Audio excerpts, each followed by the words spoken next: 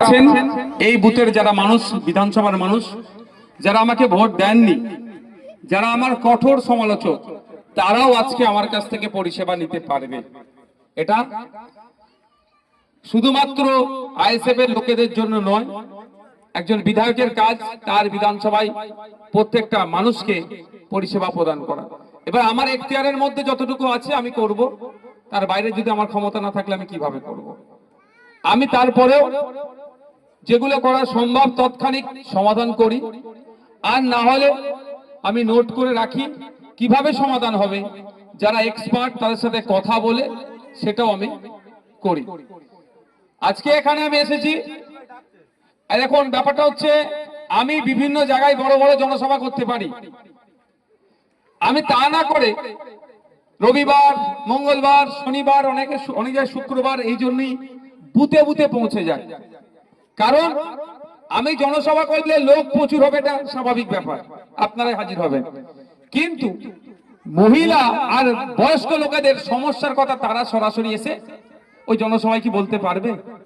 বা আমি যদি বলি আমার মাঝেরহাটে এমএলএ অফিস আছে, আপনারা চলে আসুন, সব বয়স্ক লোক বা সব মহিলা যাদের সমস্যা আছে, যারা আমাকে তাদের সমস্যা শেয়ার করতে চায় বা আমার মাধ্যমে সমাধান করতে চায়, তারাও পৌঁছাতে পারবে না। সেই জন্য আমি কি করি, বুথে বুথে পৌঁছে যাই, বুথের লোকেদের সাথে কথা বলি, তাদের সমস্যাগুলো শোনার চেষ্টা করি এবং কিভাবে সমাধান হবে সেটা বাতলে দিই বা বলি। তো আজকে আমি এখানে 110 নম্বর বুথের এই পাড়াতে এসে আমি উপস্থিত হয়েছি। এখানে যারা আমার কঠিন সমালোচক, কঠিন আমার মানে কড়া কড়া আমার বিরুদ্ধে রাজনৈতিক কথা বলে, সেও যদি আজকে আমার কাছে আসে আমি তাকে পরিষেবা দিতে বাধ্য, কারণ আমি একজন নির্বাচিত জনপ্রতিনিধি। আপনারা জানেন যখন আমাদের ভাঙড়ে রাজ্জাক খাঁকে খুন করেছিল, তারপরেই আমার প্রথম স্টেটমেন্ট কি ছিল, রাজ্জাক খাঁর পরিবারের পাশে আমি আছি, রাজ্জাক খাঁর পরিবার যদি চাই আমি আইনি সহায়তা দেব। কেন বলেছিলাম? রাজ্জাক খাঁ তো আপাদমস্তক তৃণমূলের নেতা, 24x7 তৃণমূল করে, তারপরেও তাদের পরিবারকে বলেছিলাম কেন, একজন ভাঙড়ের বিধায়ক হিসাবে আমার কর্তব্য আমাদের বিধানসভার প্রত্যেকটা মানুষ যাতে সুখে শান্তিতে নির্বিঘ্নে থাকে তাদের পাশে থাকা, এবং কারো সাথে যদি অন্যায় হয় সেই যারা অন্যায় করছে তাদের বিরুদ্ধে লড়াই করা। ঠিক যেভাবে হাফেজ সাহেব আপনার যে বুথে, ভাই আপনার যে বুথে আমাদের যে ছেলেকে গুলি করে মেরেছিল নাসির খান, আপনারা সবাই জানেন তো, নাসির খান যখন খুন হয়েছিল আমি তারও বাড়িতে এসেছিলাম। তো যে কথা বলেছি চালতাবাড়িয়ার রাজ্জাক খাঁর বাড়িতে না পৌঁছালেও আমি একই কথা বলেছি। পরবর্তীতে আমাদের আইনি সহায়তা নিয়েছিল, যতটুকু পেরেছি আমরা দিয়েছি, বাকিটা ওর পরিবার বলবে আর উকিল কি করছে সেটা বলতে পারবে। কিন্তু তখন যে নাসির ভাইয়ের পরিবারকে যেটা কথা বলেছিলাম যে প্রয়োজন হলে আপনি আমাকে বলবেন, আইনি সহায়তা দেবো, আর রাজ্জাক খাঁর পরিবারকেও আমি মিডিয়ার মাধ্যমে খবর পৌঁছেছিলাম, যা বলবেন প্রয়োজনে আইনি সহায়তা নিলে আমি আইনি সহায়তা দেবো, কারণ আমি একজন বিধায়ক। তাই বন্ধুগণ, আমি যখন কন্টেস্ট করেছি সেটা ছিল সংযুক্ত মোর্চার প্রার্থী, আইএসএফ এর প্রার্থী। আমি যখন জিতলাম তখন আর নির্দিষ্ট কোনো পার্টির আমি লোক নয়, বিধায়ক কোনো নির্দিষ্ট পার্টির হয় না, বিধায়ক হয় তার নির্বাচনী ক্ষেত্রের প্রত্যেকটা মানুষের। দুর্ভাগ্য আমাদের অঞ্চল যারা চালাচ্ছেন, যেই দলের সংখ্যাগরিষ্ঠতা আছে, তারা কি বলে আমরা ওরা করে, এটা চরম অন্যায় কাজ করে। প্রধান উপপ্রধান বলুন যাই বলুন না কেন, সমিতি বলুন জেলা পরিষদ বলুন যাই বলুন না কেন, যখন তারা কন্টেস্ট করে একটা নির্দিষ্ট দলের, কন্টেস্টের পরে যখন হাতে সার্টিফিকেট পায় তখন আর একটা নির্দিষ্ট দলের তারা থাকে না, সেটা আমরা ভুলে যাচ্ছি। তবে আপনাদের একটা কথা বলবো, আপনাদের সিট যারা সোজা ছিল বলে আপনাদের জন্য সারা রাজ্যের মানুষ কিন্তু একটু সাহস পাচ্ছে এই ভাঙড়ের মানুষের জন্য। আপনারা অবাক হবেন, তারানগরে পদ্মা ভাঙড়ে মানুষ তলিয়ে যাচ্ছে, ঘরবাড়ি তলিয়ে যাচ্ছে, ওখান থেকে ভিডিও করে ভাঙড়ের বিধায়ককে ডাকছে। এটা আমাদের বড় পাওনা। আজকে বাংলার হুগলি থেকে ফোন এসেছিল গত কদিন আগে, ওখানে নদী ভাঙন হচ্ছে, বন্যা হয়ে যাচ্ছে বছর 2-3 বার, ওখানে ভাঙনের বিধায়ককে ডাকছে। আপনারা সুরতের বিপক্ষে গিয়ে রাজ্যের মানুষকে যে বার্তা দিয়েছেন, আজকে সারা রাজ্যের মানুষ আফসোস করছে। যদি ভাঙনের মতো 8-10টা বিধায়ক অন্তত আইনসভার মধ্যে ঢুকাতে পারতাম, তাহলে হয়তো আমাদের এত দুর্দিন আসতো না। তাই ভাঙনের মানুষকে আমি ধন্যবাদ জানাই। এখন ভাঙনের মানুষ আমাকে যে জায়গায় দাঁড় করিয়ে দিয়েছে, শুধুমাত্র এখন আমি আর ভাঙনের বিধায়ক নয়, রাজ্যের মানুষের বিধায়কের পরিণত আপনারাই আমাকে করে দিয়েছেন। সুরতের বিপক্ষে গিয়ে একদিকে বলছিল বিজেপি চলে আসবে, অপরদিকে নাকি তৃণমূল। এই দূর বাইরে গিয়ে আপনারা আমাকে আইনসভার মধ্যে পাঠিয়েছেন। যখন গরু ছাগলের মতো জনপ্রতিনিধি কেনা বেচা হচ্ছে, আমি কিন্তু আপনাদের ভোটের অসম্মান করিনি, আপনাদের ভোটকে আমি বেইমানিও করিনি, আপনাদের আস্থাকে আমি নষ্ট করিনি। গরু ছাগলের মতো বললাম এই জন্যই, হাটে যেমন কেনা বেচা হয়, এই রকম জনপ্রতিনিধি কেনা বেচা হচ্ছে। আমি সুরতের বিপক্ষে গিয়ে আপনাদের পাশে দাঁড়িয়ে আছি, ছিলাম, আছি, আগামী দিনেও থাকবো। এই ভরসা আপনি আমাকে রাখতে পারেন। আমি যখন রাজ্যের বিভিন্ন জায়গায় যাই, সেখানে অন্যায় অনাচার হয়, পৌঁছায়, আমাকে শুনতে খুব ভালো লাগে যে ভাঙড়ের বিধায়ক এসেছে। যেই ভাঙড়কে ওরা জগ ছুড়ে মারা নেতা হিসাবে জানতো, যেই ভাঙড়কে হিংসার ভাঙড় হিসাবে জানতো, সেই ভাঙড়কে আজকে ওরা কি হিসাবে জানছে? রক্তদানের গ্যারেজ হিসাবে জানছে। সেই ভাঙড়কে আজকে শান্তির ভাঙড় হিসাবে জানার চেষ্টা করছে, সেই ভাঙড়কে সম্প্রীতির ভাঙড় হিসাবে জানছে। এই জন্যই কিছু রাজনৈতিক কারবারিদের অসুবিধা হয়ে যাচ্ছে। যারা অন্ধকারের প্রাণী, তারা আলোকে দেখবেন কোনোদিন পছন্দ করে না, করবে? তারা অন্ধকারকে পছন্দ করে, অন্ধকার। তো যারা এই তোলাবাজি, নোংরামি, হিংসা, মারামারি, খুনোখুনি করতে পছন্দ করে, তারা এই ভাঙড় রক্তদানের ভাঙড় হোক, ভাঙড় সম্প্রীতির ভাঙড় হোক, ভাঙড় ঐক্যের ভাঙড় হোক, এটা পছন্দ করে না। ফলে আমাদের নামে কি করছে? মিথ্যা অভিযোগ দিচ্ছে। তারপরেও বলছি, সারা রাজ্যের বিভিন্ন জায়গা থেকে ভাঙড়ের বিধায়কের কাছে ফোন আসে, ভাঙড়ের নেতৃত্বদের কাছে ফোন আসে, একটু খোঁজ নিয়ে দেখুন কিসের জন্য। কোন জায়গায় রক্ত না পেলে ওরা ভালো করে জানে, ভাঙড়কে যদি বলা হয় রক্তের ব্যবস্থা করতে, ওরা প্রয়োজনে ব্লাড ব্যাংকে রক্ত না থাকলেও বেডে গিয়ে ভাঙড়ের ছেলেরা রক্ত দিয়ে আসবে।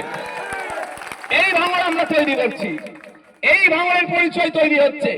কদিন আগে আর্মিতে চাকরি করে ইন্ডিয়ান আর্মি, তার পরিবারের রক্তের প্রয়োজন হয়েছিল, খুঁজে খুঁজে আমাদের নাম্বার জোগাড় করে আমাদেরকে ফোন করে, কিন্তু তখন ব্লাড ব্যাংকে ফোন করার পরে দেখলাম রক্ত নাই। আমরা আর্মি কাটকে তার পরিবারকে আশ্বস্ত করলাম, চিন্তিত হবেন না, আমরা ভাঙড়ের ছেলেকে, অন্য জায়গার ছেলেও নয়, ভাঙড়ের ছেলেকে হসপিটালে পাঠিয়ে আপনার পরিবারের, বিপদগ্রস্ত পরিবারের পাশে রক্ত দিয়ে আমার ভাঙড় দাঁড়াবে।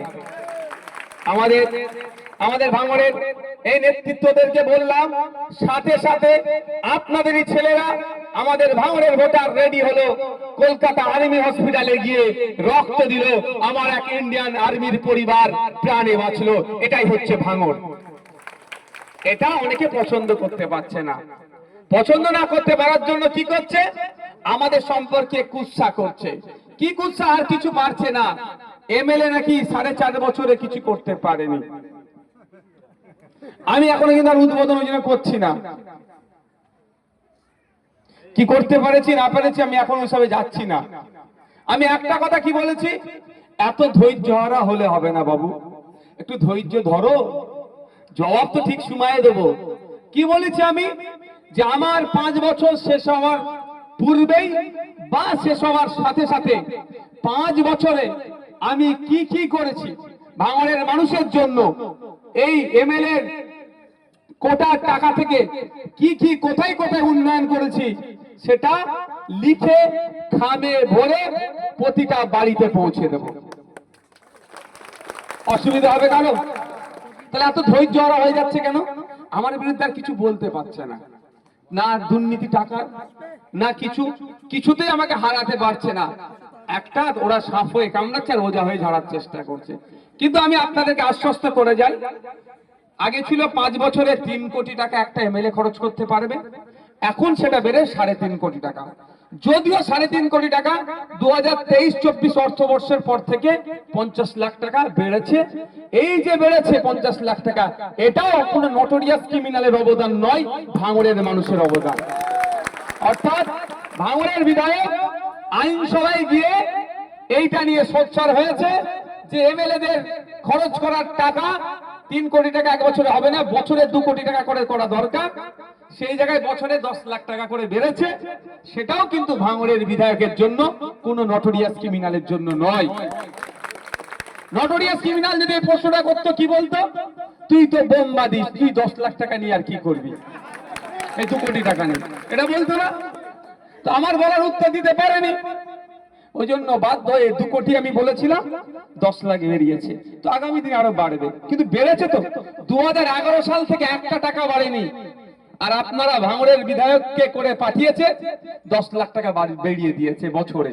এর থেকে বড় পাওনা আর কি হতে পারে? স্রোতের বিপক্ষে চলছি বলে। এবার বন্ধুগণ, আপনাদের জানতে হবে যে এমএলএ এর কোটার টাকাটা এমএলএ এর হাতে থাকে না কিভাবে খরচ হয়, আপনারা জানার দরকার আছে না নাই? আমি তো সব জানিয়ে দিই, এমএলএ এর মাইনে কত, ফোন খরচ কত, সব তো বলে দিয়েছি আপনাদের। সব তো আপনারা জানেন নাকি ভাই? তাহলে এমএলএ টাকাটা কিভাবে খরচ করে সেটাও জানা দরকার। একটা পয়সা এমএলএ হাতে পায় না। এমএলএ এর কাজ কি হয়? প্রস্তাব দিতে হয়। তো না, আমি যে চৌমাথাটার নাম বলো না, লাইট উদ্বোধন হলো সামনে চৌমাথায়, লাইট উদ্বোধন করেছি তো একটা, ওরকম অনেক করেছি, এখন নয়, সব পরে বলবো। কিছু কারণ আছে ভাই, এখন দেখালেও অসুবিধা আছে কিছু জিনিস। ওরা না প্রতিভা আমাদের বুঝতে না বললে প্রচারটাও কি করে হবে। কিছু ইউটিউবারে তো পেট চলছে, কিছু কন্টেন্ট ক্রিয়েটার, তথাকথিত ইউটিউবার, তথাকথিত কন্টেন্ট ক্রিয়েটারদের তো পেট চলছে আমার বদনাম করে, কিন্তু তার সংসারটা চলুক। অসুবিধা নাকি কারো? আমার অসুবিধা হয় না, আমি খুব হাসি। আমাকে কেউ যদি খারাপ ভাষা বলো হাসি, ভালো ভাষা বললেও আমি হাসি, ও আমি কিছু মাইন্ড করি না। কারণ ছোট হুজুর পীর কেবলা রহমতুল্লাহ আলাইহি তো আপনারা তো সবাই কম বেশি জানেন তাকে, তার তো ভক্ত মুড়িদের মধ্যে অনেকে এখানে পড়ছে। তো হয়তো এই গ্রামে হয়তো এসেছিলেন একটা সময়, আশপাশে এসেছিল। তিনি তার একটা ভক্তকে বলেছিল, আমি তার ভক্তের কাছ থেকে আমি শুনেছি যে বাবু, ভালো কাজ করতে গেলে প্রয়োজনে পিঠকে পেতে দিতে হবে। তো দুটো যদি খারাপ ভাষা আমাকে বলে, আমি তো ভালো কাজ করছি, তো অসুবিধে কোথায়? কুকুর মানুষকে কামড়াচ্ছে, মানুষ কি কুকুরকে কামড়া নেবে? আর এই কুকুর বললে আমাকে রেখে যাচ্ছে, কি জ্বালা। আমি মানুষকে কুকুর বলছি না, আমি উদাহরণের জন্য বলছি। যাক, তাহলে এমএলএ এর কাজ কি? এমএলএ মাত্র কোন কোন কাজগুলো করা দরকার, সেই কাজটা কি করবে, সেই প্রস্তাবটা দেবে কাকে? ডিস্ট্রিক্ট প্ল্যানিং অফিসারকে। এমএলএ এর হাতে একটা টাকা আসে না, কিন্তু প্রস্তাবটা ডিস্ট্রিক্ট প্ল্যানিং অফিসারকে দেবে যে আমার এইখানে এইখানে এইখানে এইগুলো করা হোক। আমি প্রথম পর্বে কাজ করতে দিয়েছিলাম, যে কারা কাজ করবে দায়িত্বটা তুলে দিয়েছিলাম ভাঙড় পঞ্চায়েত সমিতির হাতে, দুটো পঞ্চায়েত সমিতির হাতে, অর্থাৎ ওরা কাজগুলো করুক।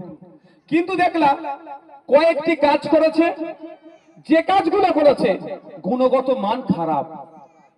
দেখলাম কয়েকটি কাজ করেছে যে ইউসি জমা দিতে হয়, পরের কিস্তির টাকাটা আসার জন্য সেটা ঠিকঠাক সময়ে জমা দেয়নি। আমি দেখলাম যে কাজগুলো দিয়েছি সেইগুলো অর্ধেকের বেশি করেনি, কয়েকটা করেছে, কিন্তু যে কটা করেছে তার মধ্যে দুর্নীতি হয়েছে। এর মধ্যে আমার 2 বছর টাইম ওরা নষ্ট করে দিল, 2 থেকে 2.5 বছর টাইম নষ্ট করেছে। ফলে বাধ্য হয়ে আমি অন্য সংস্থাকে কাজ করতে দিয়েছি। আপনারা দেখেছেন না আমি মুখ্যমন্ত্রীকে যে বলেছিলাম। তো আমি আপনাদের বলি, চিন্তিত হওয়ার দরকার নেই। আমি হিসাব করে দেখেছি যে আপনাদের এখানে যেহেতু 2023-24 অর্থবর্ষ থেকে 3.5 কোটি টাকা হচ্ছে, আমার 3 কোটি 30 লাখ টাকা মতো আমার মাথা হেডে এখানে খরচ হবে। আমি আপনাদের বলে যাচ্ছি একটা জোর গলায়, যদি আমি 3 কোটি 30 লক্ষ টাকা সরকারি টাকা যদি আপনাদের জন্য আমি খরচ করতে না পারি, যদি 3 কোটি 20 লক্ষ টাকা খরচ করেছি, তাহলে 10 লক্ষ টাকা বাকি থাকলো, ওই 10 লক্ষ টাকা ভাঙড়ের মানুষের হাতে এনে আমি তুলে দেবো বাড়ি থেকে। যদি আমি 3 কোটি 30 লাখের মধ্যে মাত্র 30 লাখ খরচ করে থাকি, আমি লড়াই করে করতে পারলাম না, ধরে নিচ্ছি, করার দায়িত্ব তো ওদের। আমার কাছে সব কাগজ আছে ভাই, আমি অত কাঁচা কাজ করিনি। কদিন আগে আমাদের রায়নুরের নামে কিছু বলছিল না, একটা পোস্ট হয়েছিল ফেসবুকে যে রায়নুর জেলা পরিষদের সদস্য কি কি করেছে। আমি রায়নুরকে তখন বলে দিয়েছিলাম, জিজ্ঞাসা করবেন যে যেইগুলো কাজ হওয়া দরকার সেইগুলো জেলা পরিষদে জমা দাও, তুমি তোমার আওয়াজ তোলো, রিসিভ কপি রেখে দাও যে আমি আমার নির্বাচনী ক্ষেত্রের উন্নয়নের জন্য আমি কথা বলেছি। অপদার্থ ব্যর্থ জেলা পরিষদ যারা পরিচালনা করছে তারা হিংসাত্মক হয়ে আমার কাজগুলো করেনি। কিন্তু লড়াই তোমাকে চালিয়ে যেতে হবে, কাগজ কলম জমা দিতে হবে এবং মুখে লড়াই জেলা পরিষদের মধ্যে চালাতে হবে। তার প্রমাণ রায়নুর দিয়েছে আপনাদের। ঠিক সেইভাবে কি কি আমি কাজ করতে চাই সবটার রিসিভ কপি আমার কাছে আছে। এরা ভাবছে মানে নওশাদ সিদ্দিকী আমি এদের সাথে এই চোরেদের বিরুদ্ধে লড়তে লড়তে না নিজেকে একটু পাকিয়ে নিয়েছি। আমি চোরদের বিরুদ্ধে লড়ছি না, এরা তো চোর, তো চোর নয়, এটা চোর নয়। কদিন আগে একটা নেতার বক্তব্য শুনছিলাম, সব মেনে নেবো, মমতা ব্যানার্জিকে বললে জেল খাটাবো। আমি এখানে বলে যাচ্ছি মমতা ব্যানার্জি হচ্ছে দুর্নীতিগ্রস্ত নেত্রী, যা আমাকে জেল খাটা। আমি বলে যাচ্ছি এখানে রাজ্যে যে দুর্নীতি হচ্ছে, যে চুরি হচ্ছে, মূল হোতা মমতা ব্যানার্জি। সে চুরিকে প্রশ্রয় দিচ্ছে, আর যে চুরিকে প্রশ্রয় দেয় তাকে কি বলা হবে? তাকে কি বলবো? আমার বিরুদ্ধে মামলা করতে বলুন তো, এইটা মামলা করবে না, কারণ কি বলতো, এটা ইনভেস্টিগেশন হবে। তাই বন্ধুগণ, যেটা বলছি যে আমি জমা করেছি, কিছু কাজ হচ্ছে আর কিছু বাকি আছে, সেটা হবে। যদি আমি কাজ করিয়ে নিতে পারি, যত টাকা বাকি থাকবে সেই টাকা আমি বাড়ি থেকে নিয়ে এসে ভাঙড়ের মানুষের হাতে তুলে দেবো। তাহলে চিন্তিত হওয়ার কোনো জায়গা নেই। এটাই তো বলবে যে তোমার মাথায় 3.5 কোটি টাকা বা 3,30,00,000 টাকা ছিল, তুমি খরচ করতে পারোনি, ভাঙড়ের মানুষের উন্নয়ন হয়নি। আর আপনাদের বলবো সেটা আমি পূরণ করে দেবো, চিন্তিত হওয়ার কোনো জায়গা নাই। আমি বলেছি প্রয়োজনে খামে ভরে বাড়ি বাড়ি পৌঁছে দেবো কি কি কাজ করেছি। যদি বাড়ি বাড়ি পৌঁছানো না সম্ভব হয়ে ওঠে, প্রতিটা বুথে যেমন ব্যানার দেখছেন না বড় বড় হয়, ব্যানার করে করে প্রতিটা বুথে মেরে দেবো। তৃণমূলের বন্ধুদের বলবো দিনের অন্ধকারে দেখতে এলে ছবি হয়ে যাবে, ছবি তুলে পোস্ট করে দেবে। অন্তত রাতের অন্ধকারে যেভাবে আমাদের ব্যানার গুলো ছিঁড়তে আসে, যদি ছিঁড়বেন না, অনুরোধ করছি অন্তত দেখে যাবেন। ভুল হলে আমাকে আপনারা ধরবেন, আবার মানে আমার বিরুদ্ধে কথা বলবেন। রাতের অন্ধকারে ব্যানার ছিঁড়ে দিচ্ছে, আরে রক্তদান শিবিরের ব্যানার ছিঁড়ে দিচ্ছে। এটা কত বড় অসভ্য, বুঝতে পেরেছেন? সহ্য করতে পারছে না। মানুষের রক্তের অভাবে মানুষের প্রাণ চলে যাচ্ছে, সেই জায়গায় ভাঙড়ের মানুষ রক্ত দিয়ে অন্যের প্রাণ বাঁচানোর চেষ্টা করছে, ব্যানার ছিঁড়ে দিচ্ছে। ব্যানার ছিঁড়ে কি রক্তদান শিবির আটকাতে পারবে?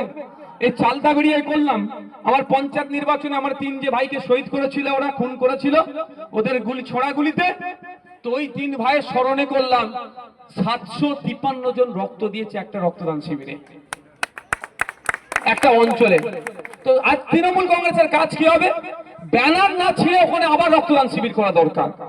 753 দিয়েছে, ওরা 1453 করে দেখা। এই লড়াই আমাদের হোক না ভাই। তারপরে আমরা আবার বলবো তাহলে আমরা 2153 দেবো, করবো। এই কম্পিটিশন হলে মানুষ বাঁচবে তো, এই কম্পিটিশন নয়। ওরা তো মিটিং করতে আনলে বিরিয়ানির প্যাকেট আর টাকা দিয়ে মিটিং করাতে হয়, আবার রক্ত এসে দিয়ে যাবে, ওদের মনে হয় ওদেরকে দেবে? হ্যাঁ, বুঝতে পেরেছেন? ওদেরকে দেবে, ওই ভয় ওরা এই রিস্কটা নেয় না, ওই রিস্ক ওরা নেয় না। ওরা বলে ভর্তি লোক ভরিয়ে দেবো, লাখো লাখো লোক হয়েছে। কেন? বিরিয়ানির প্যাকেট আর 500 টাকাতে এসছে। কদিন দেখছিলাম একটা ভিডিও চলছিল, হ্যাঁ, নটোরিয়াস ক্রিমিনাল স্টেজে মনে ছিল, একজন গিয়েছে, সেখানে আবার আমাদের ভিডিও বার করে ভিডিও করছে, তার ফোনের ওয়ালপেপারে ডিসপ্লেতে আমাদের ছবি লাগানো আছে। মানে ও বেটাকে 500 টাকা দিয়েছে, কি করবে? মার্কেট খারাপ, যা 500 আছে তাই ভালো, এই করেছে তো নাকি মনে হয়। দেখ বন্ধুগণ, আমি ওই বিষয়ে যাচ্ছি না। আজকে এত মানুষ এসেছে জনসংযোগে, আমি এখানে এসেছি আপনাদের বিধায়ক। আপনাদের কোনো সমস্যা থাকলে আমাকে জানাবেন, আমি তৎক্ষণিক যদি পারি সমাধান করব। অন্যথায় আপনার নাম ফোন নাম্বার লিখে নিয়ে যাব, আমার যারা এক্সপার্ট আছে বিভিন্ন দিকে তাদেরকে বলে আমি কিভাবে সমাধান হবে সেই রাস্তাটাও বলে দেবো। এত মানুষ এসেছেন, আমি গুটি কয়েক আপনাদের বিষয়ে কথা বলবো, শুনতে প্রস্তুত আছেন আপনারা? আমি একটা এবার পার্টি রাজনীতির এইসব নয়, আমি এখন মানুষ টেনশন আছে, চিন্তা আছে, চিন্তা মুক্তর একটা কথা বলবো। কারা শুনতে চান হাত তুলুন তো। আপনারা সবাই শুনতে চান তো? তাহলে আমি আপনাদের এমএলএ হিসেবে কটা কথা বলি। প্রথম কথা হচ্ছে, মাদ্রাসা, মসজিদ, ঈদগাহ, কবরস্থান, শ্মশান, গির্জা, গুরুদুয়ারা, মন্দির, এই যে কাগজ আছে না, আপনারা একটু সার্চিং করে দেখে নিন কাগজটা ঠিক আছে না নাই। খবর আসছে এই চোর বলছিলাম না, এরা জমি চুরি করতে ছাড়ছে না। এরা মন্দির, মসজিদ, মাদ্রাসা, কবরস্থান, শ্মশানের জমি ওরা চুরি করে নেবে। এই এখন দেখছি এরা ধর্মের স্থানের জায়গা 1 নম্বর খতিয়ানে চলে যাচ্ছে। তো আপনাদের এলাকার মন্দির, মসজিদ, গির্জা যা আছে কাগজগুলো একবার চেক করে নেবেন। যদি দেখেছেন 1 নম্বর খতিয়ানে বা রেকর্ড নট ফাউন্ড দেখাচ্ছে, মানে ওর অবস্থা খারাপ করে দেবে, কালকে জমি কিন্তু হাতছাড়া হয়ে যেতে পারে। সঙ্গে সঙ্গে আপনারা কি করবেন, আপনাদের লোকাল, আমাদের লোকাল যে বিএলআরও আছে, বিএলআর অফিসে আপনারা একটা মিস কেস করবেন বা অভিযোগ দায়ের করবেন। পুরাতন রেকর্ড আপনাদের কাছে আছে, সেই রেকর্ডের কাগজের জেরক্স নিয়ে, যে আমার এই রেকর্ড ছিল, এটা কিভাবে রেকর্ড নট ফাউন্ড হচ্ছে ব্যবস্থা করুন ঠিক করা। বা যদি 1 নম্বর খতিয়ানে চলে যায়, ইমিডিয়েট আপনারা অভিযোগটা করবেন, না হলে কিন্তু 1 নম্বর খতিয়ান মানে বুঝতে পারছেন সরকারি হয়ে যাবে। কালকে আপনার মন্দিরের জায়গাটা, মসজিদের জায়গাটা, কবরস্থানের জায়গাটা, শ্মশানের জায়গাটা সরকার যাকে ইচ্ছা কিন্তু দিতে পারে, লিজ দিতে পারে, বা ওই জায়গা থেকে আবার পাট্টা দিয়ে দিতে পারে। তখন কিন্তু আপনি কিচ্ছু করতে পারবেন না। এই সতর্কটা আপনাদের করে দিয়ে গেলাম। এই ধরনের ঘটনা ঘটছে বলি কিন্তু আপনি বলছেন, এই প্রথম আমার মুখ থেকে শুনলেন না। কালকে রাতে একটা ভিডিও করেছি আমি, আর আজ থেকে আমি পাবলিক মিটিং এ বলতে শুরু করে দিচ্ছি, কারণ এই ধরনের ঘটনা ঘটছে। হরিয়ার পাড়ায় প্রচুর ধর্মস্থানের জায়গাকে 1 নম্বর খতিয়ানে ঢুকিয়ে দিয়েছে মুর্শিদাবাদ হরিয়ার পাড়াতে। আপনাদের এখানে সার্চ করলে বুঝতে পারবেন কি করে রেখেছে। আপনারা নিজেরা সার্চ করে নেবেন। মসজিদ কমিটি, ঈদগাহ কমিটি, মন্দির কমিটি, শ্মশান কমিটি যারা আছে আপনাদের আশপাশে, তাদেরকে বলবেন, ভাঙড়ের বিধায়ক এসেছিল, এ কথা বলছিল, বাবু আপনারা একটু সার্চিং করে দেখে নিন আপনাদের মন্দিরের জায়গাটা, আপনাদের মসজিদের জায়গাটা, কবরস্থানের জায়গাটা, শ্মশানের জায়গাটা ঠিক আছে না নাই। যদি রেকর্ড নট ফাউন্ড দেখায় বা আপনার 1 নম্বরে খতিয়ানে চলে যায়, তাহলে কি কি করতে হবে? সর্বপ্রথম কাজ কি হবে, আপনার পুরাতন পর্চার জেরক্স নিয়ে ইমিডিয়েট জেরক্সকে অ্যাটাচ করে, পর্চার জেরক্স অ্যাটাচ করে বিএলআর অফিসে একটা অভিযোগ করতে হবে, দরখাস্ত জমা দিতে হবে, রিসিভ নিতে হবে। এটা পারবেন তো? আর এটা প্রচার করতে হবে আপনাদেরকে। শুধু ভোটের সময় ভোট দেবেন, ভাইজানকে জিতান, এটা নয়, এটাও একটা গুরুত্বপূর্ণ কাজ। এই কাজটা করবে। দ্বিতীয় কথা হচ্ছে, খেয়াল আছে আপনাদের, মাদ্রাসা, মসজিদ যখন হাতছাড়া কেড়ে নেওয়ার জন্য অপদার্থ বিজেপি, ব্যর্থ বিজেপি, জুমলাবাজের সরকার বিজেপি, ধাপ্পাবাজের শুভেন্দু অধিকারীদের সরকার বিজেপি আইন নিয়ে এসেছে। কি? ওয়াকফ সংশোধনী আইন 2025। পশ্চিমবাংলায় যখন আন্দোলন হচ্ছিল, মমতা ব্যানার্জি কি বলেছিলেন? যে দিল্লি গিয়ে আন্দোলন করুন। আমি আপনাদের বলবো, সামনে 2026 ভোট আসছে। ভোটে নির্বাচন কমিশন যখন ভোটের ঘোষণা করবে, বাড়ির সামনে সামনে এলাকায় মহল্লাতে একদম লিখে দেবেন যে আমাদের মাদ্রাসা, মসজিদ, কবরস্থান যখন কেড়ে নিচ্ছিল, আপনি আমাকে দিল্লি যাওয়ার রাস্তা দেখিয়েছেন, এখন আপনি আমার দ্বারে এসে ভোট চাইবেন না, আপনি দিল্লি গিয়ে ভোট চাইবেন। বলবেন, এটা বলতে হবে, নাহলে জবাব দেবেন না, দেবেন, দিতে হবে না। আমি যখন আতঙ্কিত, আমার পাশে যারা না দাঁড়াবে, তাহলে আমার বন্ধু সে কি করে হলো? খুশির দিনে যে কেউ দাঁড়াতে পারে, আমি বিপদে আছি, আমার পাশে না দাঁড়াবে না? আমার মাদ্রাসা, মসজিদ, কবরস্থান, ঈদগাহ হাতছাড়া হয়ে যাচ্ছে, যখন আমি একটু চিৎকার করতে চাইছি, গণতান্ত্রিক প্রক্রিয়ায় প্রতিবাদ করতে চাইছি, আমি বারবার চ্যালেঞ্জ করেছিলাম কাশিমপুর থানাকে, লালবাজারকে বলেছিলাম যে ওই দিনকে যে আপনার সোনপুর বাজারে এত ভিডিও দেখাচ্ছে, গাড়ি পোড়াচ্ছে, ভিডিওটা দেখাক, তাই ধরা পড়ে যাবে কাদের লোক গাড়ি পোড়াচ্ছে, তখন আসল ভূতটা বেরিয়ে যাবে। দেখুন অনেক ভিডিও দেখাচ্ছে, পাবলিককে দিচ্ছে, এই হচ্ছে কাল হচ্ছে, গাড়ি পোড়ানো ভিডিও দিয়েছিল। এটা মমতা ব্যানার্জি চক্রান্ত হতে পারে তো, ওই নোটোরিয়াস ক্রিমিনালকে দিয়ে যে আন্দোলন বড় করতে হবে না, ছোট করে দিতে হবে, মামলা দাও। প্রায় 2000 ছেলের নামে মামলা দিয়েছে মমতা ব্যানার্জি সরকার। আরে আন্দোলনটা তো বিজেপির বিরুদ্ধে হচ্ছিল, মমতা ব্যানার্জির উচিত কি ছিল? আরো ভালো করে যাতে আন্দোলন হয় সহযোগিতা করা। আমরা মমতা বিজেপির বিরুদ্ধে, শুভেন্দু অধিকারীদের বিরুদ্ধে কথা বলছিলাম, আমরা দিলীপ ঘোষের বিরুদ্ধে কথা বলছিলাম, আমরা জুমলাবাজ সরকার মোদির বিরুদ্ধে কথা বলছিলাম, আমরা অমিত শাহর বিরুদ্ধে কথা বলছিলাম, কিন্তু মমতা ব্যানার্জির বুক অত চিনচিন করছিল কেন? আমাদের 2000 মানুষের নামে মামলা দিয়েছে। আমি ওই দিনকে কোথায় ছিলাম ভাই? কলকাতায় ছিলাম, শিয়ালদাতে। তো আমার নামে 5টা মামলা দিয়েছে। আমি কিন্তু জামিন করিনি, বাকি ছেলেদের জামিন করিয়ে দিয়েছি, আমি জামিন করিনি। জেলে যাই যে ধরে যে যাবো, আমি ওই 5টা মামলা কিন্তু জামিন করিনি ভাই, বলে যাচ্ছে আপনাদের। কিন্তু আমাদের বাকি যে সমস্ত ছেলের মামলা দিয়েছে সবার জামিন করিয়ে দিয়েছে। দম থাকে তো আমাকে ধরুক। আমি ন্যায়কে প্রতিষ্ঠা করার লড়াই এসেছি, একবার কেন 100 বার জেল খাটতে আমি প্রস্তুত আছি। কিন্তু দিয়েছে তো। আমি মোদির বিরুদ্ধে কথা বললে মামলা হচ্ছে, আমি দিদির অন্যের বিরুদ্ধে কথা বললে মামলা খেতে হচ্ছে, দাদার অন্যের বিরুদ্ধে কথা বললে মামলা খেতে হচ্ছে। তাহলে বিজেপি আর তৃণমূল কি আলাদা? আলাদা মনে হয়? বরঞ্চ তো মমতা ব্যানার্জি আমাকে গোপনে ডেকে বলা দরকার ছিল, বাবু তুই চালিয়ে যা, সাইজ করে দিচ্ছিস তো অমিত শাহর নামে, মোদির নামে। এটা বলা দরকার ছিল না? শিয়ালদায় যে প্রোগ্রাম আমরা করেছিলাম, মোদি, অমিত শাহ, শুভেন্দু অধিকারী ভয় খেয়ে গেছিল, যে বড় মিছিল আমরা বার করেছিলাম। তাহলে মমতা ব্যানার্জি কি বলা উচিত ছিল, যে চালা, তুই বিজেপি ভয় খেয়ে যাচ্ছে। তার পরিবর্তে বিজেপি না ভয় খায়, ধরে ধরে ছেলেদের নামে মিথ্যা মামলা দিচ্ছে। তাই সময় আসলে উত্তর দেবেন তো ভাই। দ্বিতীয় কথা যেটা বলবো, তারপরে আপনাদের আমি মতামত শুনবো। তৃতীয় কথা যেটা হচ্ছে, সেটা এসআইআর হবে। আমি প্রথম দিন কি বলেছিলাম, এসআইআর নিয়ে আতঙ্কিত হবেন না। আর আজকেও আমি বলছি এসআইআর নিয়ে আতঙ্কিত হবেন না। তৃণমূল প্রথম দিকে কি বলছিল, এসআইআর করতে, এদিকে তাকাও, এইদিকে তাকাও, এসআইআর করতে জোরে বলে না, কি বলেছিল? এসআইআর করতে প্রথম দিকে বলেছিল। আর এখন কি বলছে? এসআইআর এ কারো নাম কাটতে দেব না। প্রথমে বলেছিল এসআইআর হতে দেব না, এখন বলতে কারো নাম কাটতে দেব না। আর কালকে কি বলবে, হাইজা নাম কেটে দিল, এর থেকে কিছু করবে না। তাহলে আর আমি কি বলেছিলাম প্রথম দিনে, আতঙ্কিত হবেন না। আজকেও বলছি আতঙ্কিত হবেন না। কালকে যদি কোনো বৈধ ভোটারের নাম কাটে, তাদের বিরুদ্ধে গণতান্ত্রিক প্রক্রিয়ায় লড়াই চালাবো। কিন্তু মমতা ব্যানার্জি প্রথম দিন বললেন এসআইআর করতে দেব না, তার দল বললে এসআইআর করতে দেব না। আর মধ্যখানে কি হচ্ছে দেখুন, পশ্চিম বাংলায় এসআইআর করার জন্য মমতা ব্যানার্জি 70,000-এর অধিক অফিসার দিয়ে দিল ইলেকশন কমিশনকে। সাপ হয়ে কামড়াচ্ছে, ও যায় ঝাড়ছে কে ভাই বলুন তো? মমতা ব্যানার্জির দল যদি এসআইআর না করতে দেয়, তাহলে অফিসার দেবে না। অফিসার না পেলে করবে কি করে? ইলেকশন কমিশন অফ ইন্ডিয়ার অত লোক নয়, এই প্রতিটা বুথে বুথে গিয়ে এসআইআর করবে। রাজ্য সরকারের অফিসার, রাজ্য সরকার যদি বলে আমি অফিসার দেবো না, তাতে এসআইআর বন্ধ হয়ে গেল।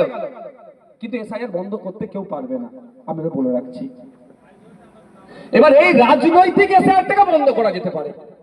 রাজনৈতিক এসআইআর বন্ধ তখন যে শাসক দলে যে আছে সেই পারবে সব থেকে প্রথম। তিনিও রাজনৈতিক এসআইআর করছে। কি হচ্ছে?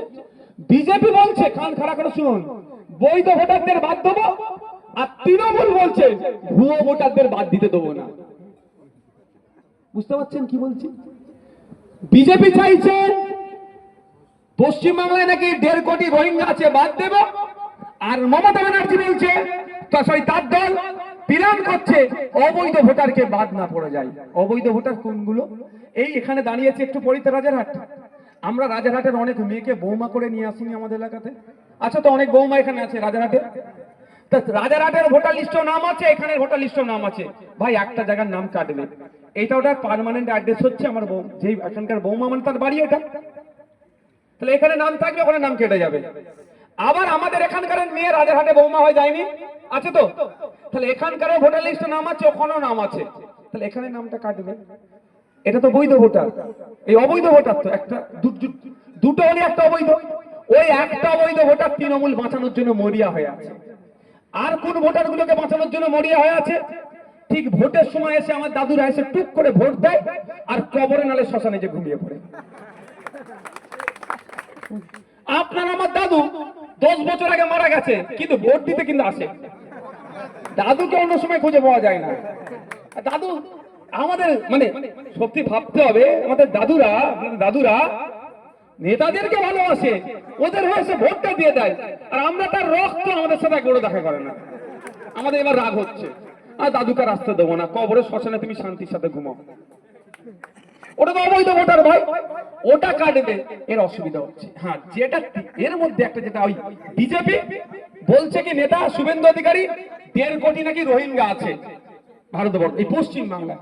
শুভেন্দু অধিকারীদের বসকে অমিত শাহ, মোদীজি, ভারত সরকার, কেন্দ্রের সরকার সুপ্রিম কোর্টে একটা হলফনামা দিয়েছে, এফিডেভিট দিয়েছে একটা মামলাতে, সারা ভারতবর্ষে মাত্র 40,000-এর একটু বেশি রোহিঙ্গা আছে। 40,000-এর একটু বেশি মানে কত? 41,000-ও নয় কিন্তু, তাহলে বলতে 41,000, 40,000-এর একটু বেশি রোহিঙ্গা আছে। তার মধ্যে সব থেকে বেশি রোহিঙ্গা কোথায় আছে? কাশ্মীরে, দিল্লিতে, হরিয়ানাতে, অসমে, ওয়েস্ট বেঙ্গলে। আমি যদি অ্যাভারেজ ধরি 8,000 করে রোহিঙ্গা আছে, তাহলে প্রতিটা স্টেটে 50 40, তাহলে 8,000 রোহিঙ্গা আছে। এবার যারা আছে তারা শরণার্থী কার্ডে আছে না অবৈধভাবে আছে, সেটা দেশ ডিসাইড করুক, খুঁজে বার করুক। কিন্তু শুভেন্দু অধিকারী কি বলছে? 1.5 কোটি রোহিঙ্গা পশ্চিম বাংলাতে আছে। এর জবাব তো নটোরিয়াস ক্রিমিনালকে দেওয়া দরকার ছিল। হ্যাঁ, নটোরিয়াস ক্রিমিনালের কথা বলা দরকার ছিল তো।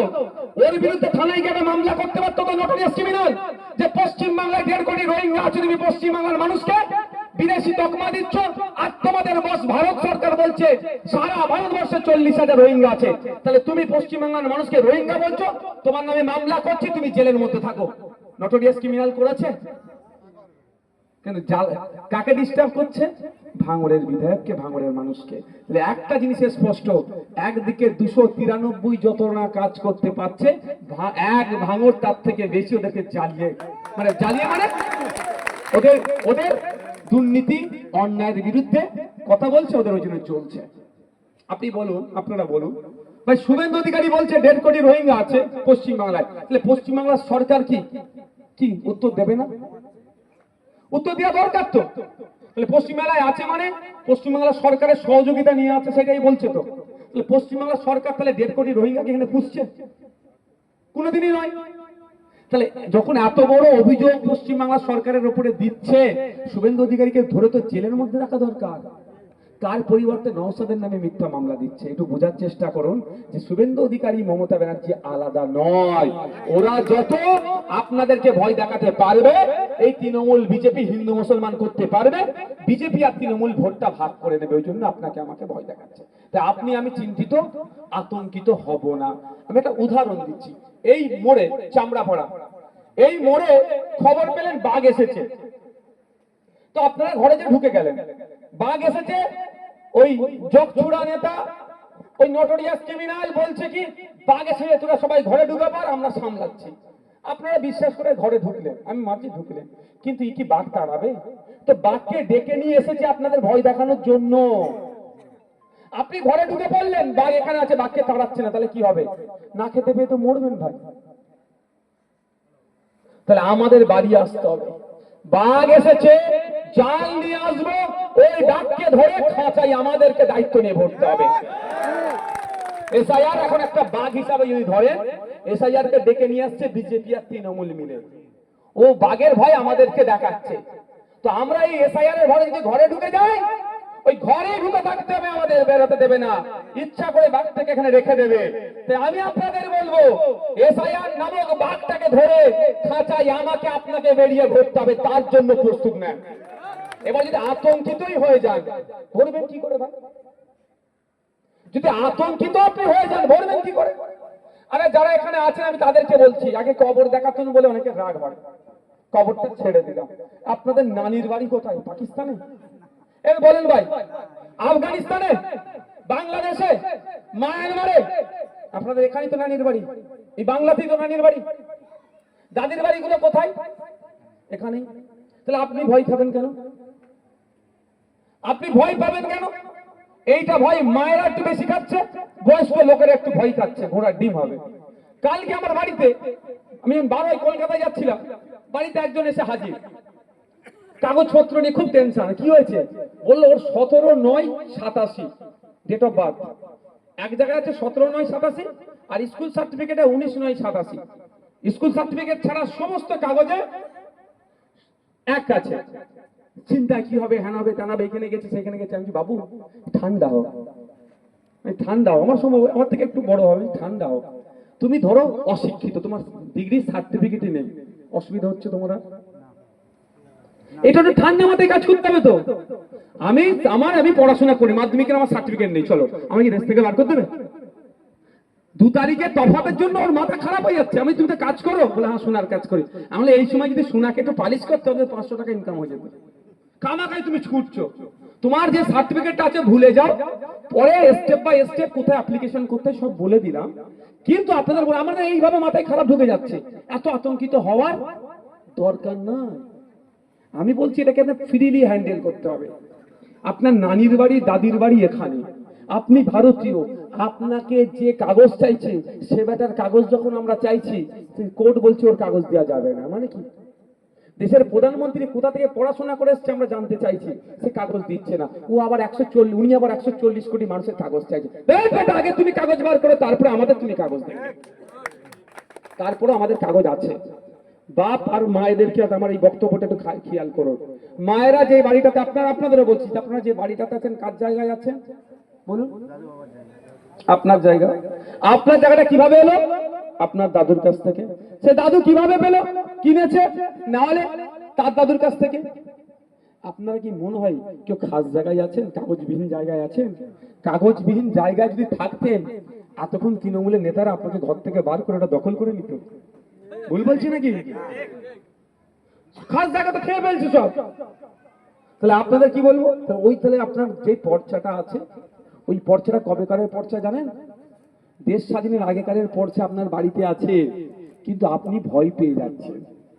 ভয় পাওয়ার কোনো দরকার নেই।